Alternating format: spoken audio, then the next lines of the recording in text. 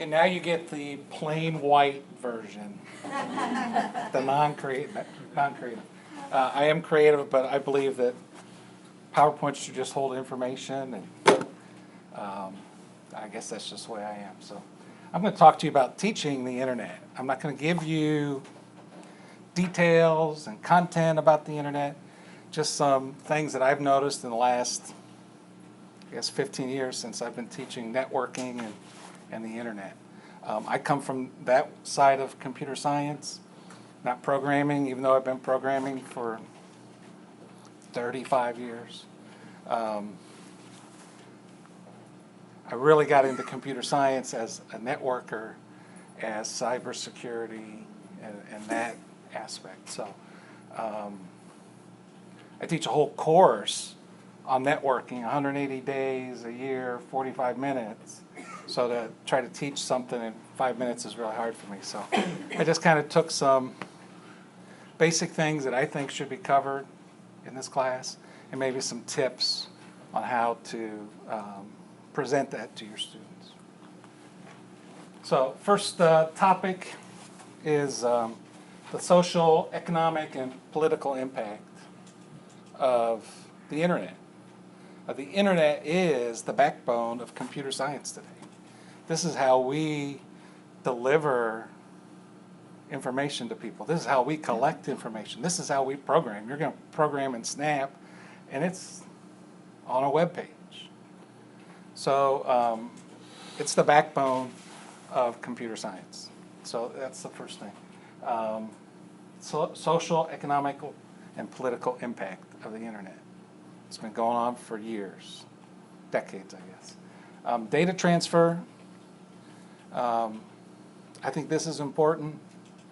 How do these different devices talk to each other? Yes, it could be your computer and your toaster that talk to each other. That needs to be covered. Third one, the speeds of the internet. Kids like speed. They want to know about the speed. How fast is your computer? How fast is your internet connection? That's a big part. How do you actually connect to the internet? Not you personally, I click a button and the internet opens, but what are the devices?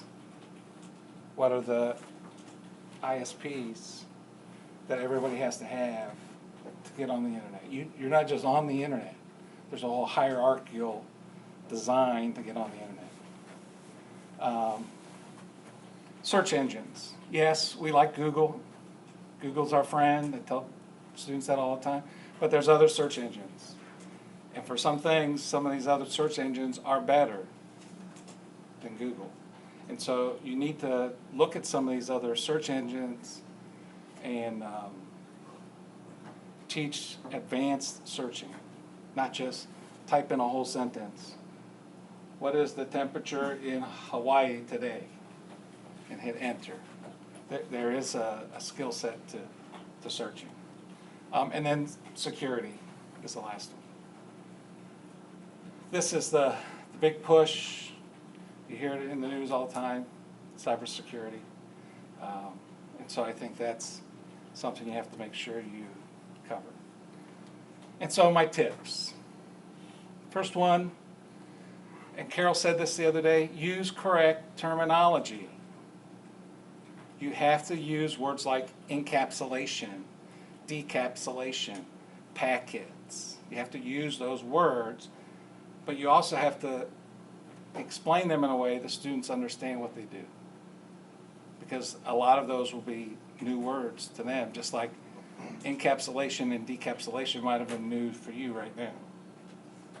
But there's a whole list of terminology that you should learn, know what they are, and explain them in a way that they can understand them.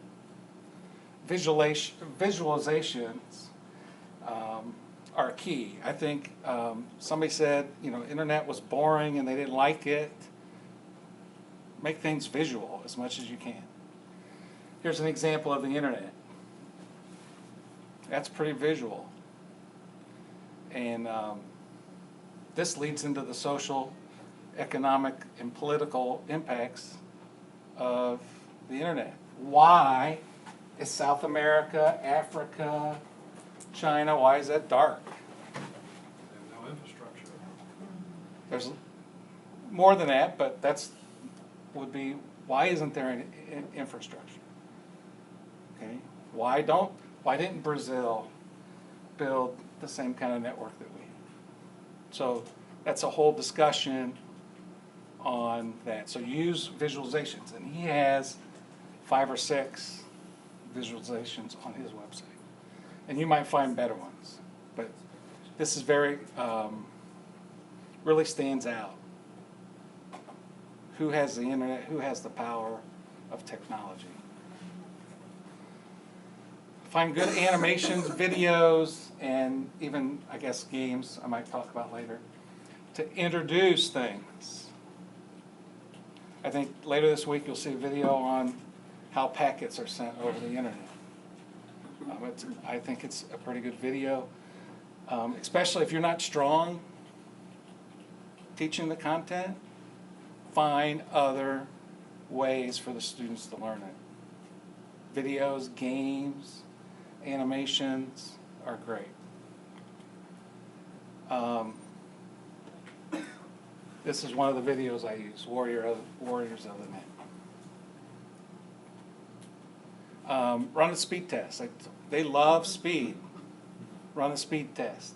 Upload and download. It leads to a conversation on why is my upload so high and my download so low? Who controls that? Why do they control it? It's a whole nother conversation on the internet that they love to do. And they'll run this speed test not once, not twice, but 10 or 15 times to see if they can get their speed faster. It never works. It never goes faster. Usually it slows down. Design some type of search party or scavenger hunt after you've talked about search engines, and tie in the impacts of the internet to that scavenger hunt. Don't just have them go find SpongeBob. Find interesting things that tie into the course. And that's really one of the main things that I want to finish with is the internet touches all 7 of the big ideas. Of course, the internet is one of those, but it touches all of the other 6. Without it today, you can't do those other 6 things in computer science. That's all I got. I already talked about games. Thank you.